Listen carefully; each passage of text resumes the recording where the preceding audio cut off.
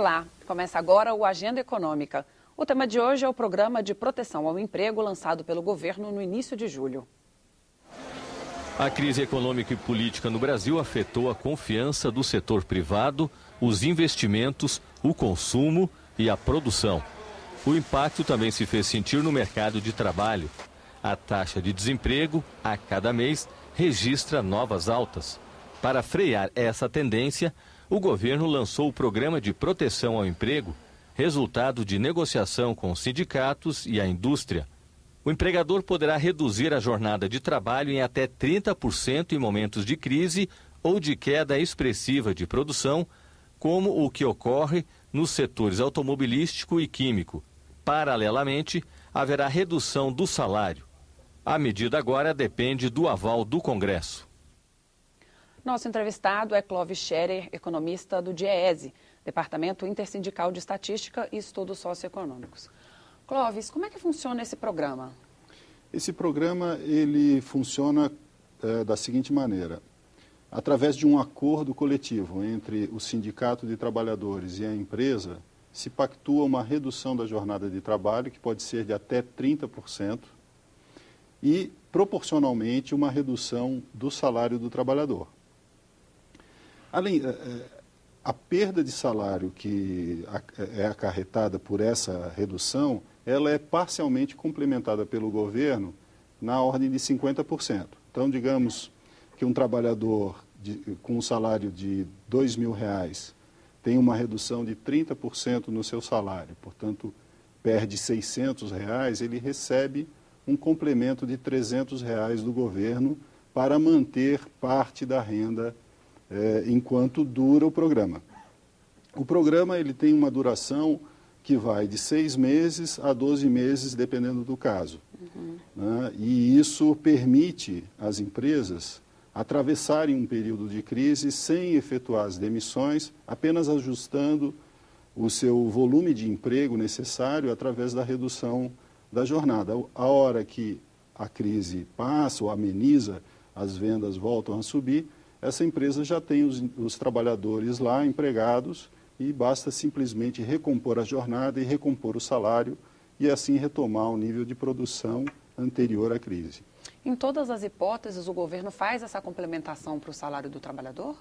Sim, o programa, ele, justamente o que ele agrega de novidade é essa complementação pecuniária, né, que em outras formas de ajuste que nós temos na legislação trabalhista hoje não existe.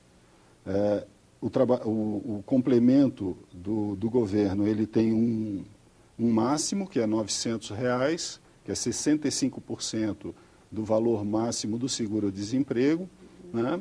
E também a medida provisória estabeleceu um limite mínimo para a redução do salário. A empresa não pode reduzir o valor que ela paga ao trabalhador a um montante inferior ao salário mínimo. Portanto, os R$788 como pagamento do empregador ao trabalhador fica assegurado. Esses recursos, por parte do governo, eles vão sair do Fundo de Amparo ao Trabalhador? Sim, é isso que a medida provisória estabelece, que os recursos para esse complemento salarial, eles vão ser provenientes do FAT. A expectativa, fala-se que o gasto seria de 112 milhões para 2015, saindo do FAT. Isso não pode agravar um pouco a situação de crise que a gente já vive, tirando uma despesa nova? Não, porque o que se concluiu analisando os efeitos desse programa para as contas públicas é que o governo sai ganhando. Por quê? Porque, apesar dele fazer o pagamento do complemento salarial, o trabalhador estando empregado, ele continua recolhendo o INSS. A empresa também, mantendo o trabalhador no seu posto de trabalho, não só vai recolher o INSS pela parte que ela paga, mas também vai recolher o INSS sobre o complemento salarial e também o fundo de garantia. Além disso, o trabalhador, estando empregado, muitas vezes, dependendo do seu salário, ele vai também pagar o imposto de renda retido na fonte.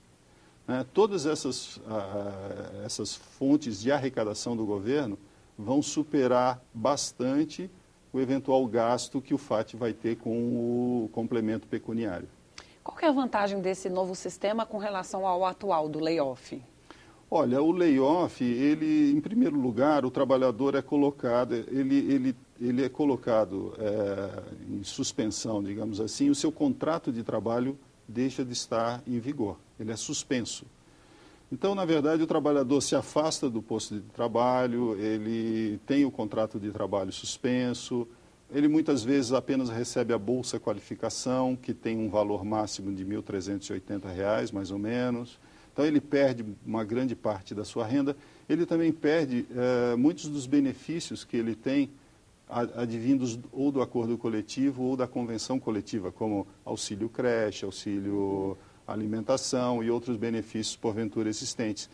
Além do mais, psicologicamente é muito ruim para o trabalhador estar numa situação de layoff, porque ele, praticamente ele está naquela condição de provável demitido mais à frente. Então, o PPE, nesse sentido, ao manter o trabalhador no seu posto de trabalho, ele oferece uma série de vantagens em relação ao layoff e ainda mais em relação à demissão pura e simples. Esse é um programa que foi negociado com as centrais sindicais, né? Ele também tem o apoio do empresariado? Olha, o apoio do empresariado varia um pouco, né? Pelo que eu li nas matérias que foram publicadas, existem lideranças empresariais até que reclamam do programa, de que ele não é interessante o suficiente, mas eu acredito que o que importa é o caso concreto.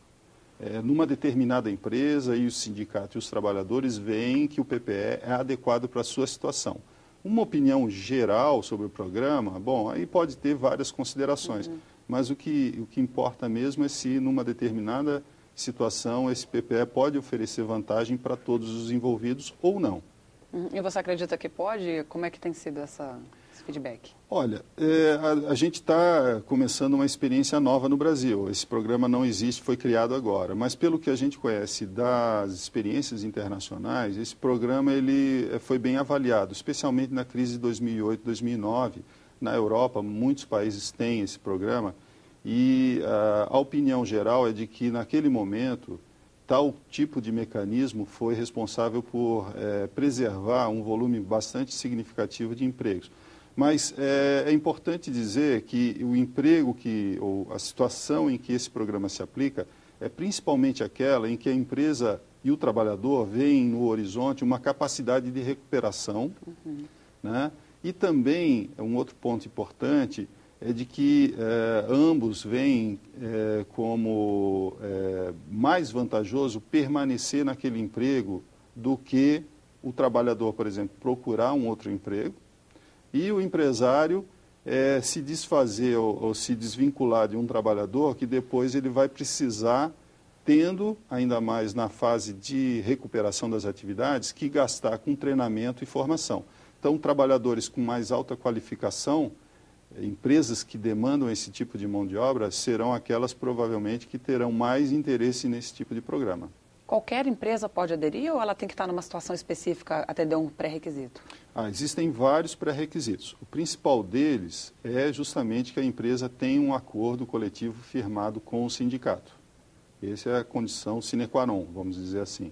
Além disso, a empresa tem que ter um comportamento do emprego nos últimos 12 meses que seja de estabilidade ou pequena queda, né? O governo criou um critério, que é o índice líquido de empregos. Então, a empresa ela tem que atingir tem que ficar até um determinado percentual desse índice líquido de empregos. Além disso, a empresa precisa ter esgotado completamente as alternativas ao PPE, como o uso de todas as horas acumuladas em banco de horas, férias coletivas, entre outras medidas. E ela precisa estar em situação regular junto ao fisco e ao fundo de garantia.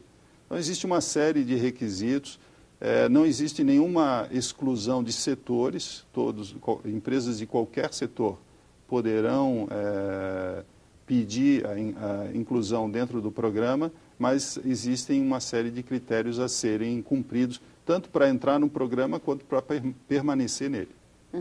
Com relação aos funcionários, a empresa aderindo, esse funcionário é obrigado a aceitar essa redução de carga de trabalho e de salário? Bom, Como eu disse, precisa ter um acordo coletivo firmado com o sindicato. Esse acordo, diz a medida provisória, ele tem que ser submetido a uma assembleia dos trabalhadores que serão afetados pela redução da jornada e ter aprovação. Então, o trabalhador, ele conscientemente, ele vai ter que se manifestar em assembleia dizendo se deseja ou não fazer parte do programa. Obviamente que uma condição muito importante é o trabalhador ter as informações sobre a situação financeira da empresa para saber se de fato é necessário ou não esse tipo de programa.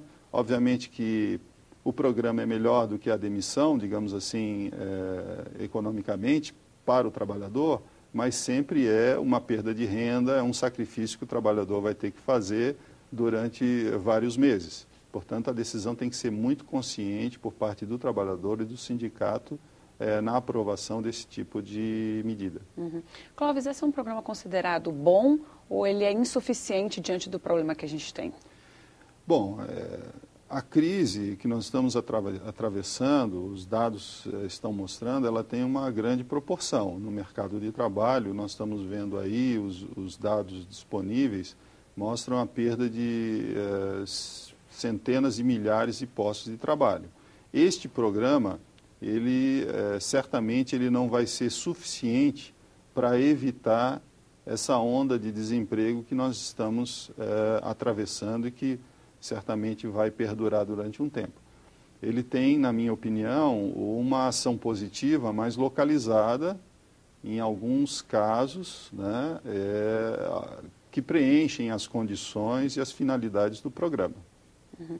Esse programa ele tem um prazo de validade, né? Depois disso, o empregador tem que manter esse funcionário por um tempo? Como funciona? Justo, essa é uma boa pergunta e uma vantagem do programa, adicional em relação, por exemplo, ao layoff, ao seguro-desemprego ainda mais, né?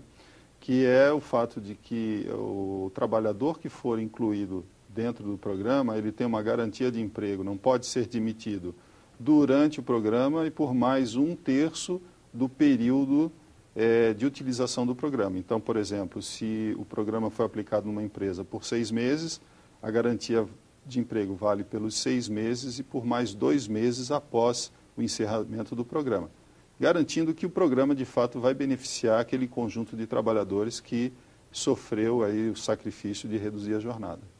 Ok. No próximo bloco, os impactos do aumento do desemprego no país. A gente volta já.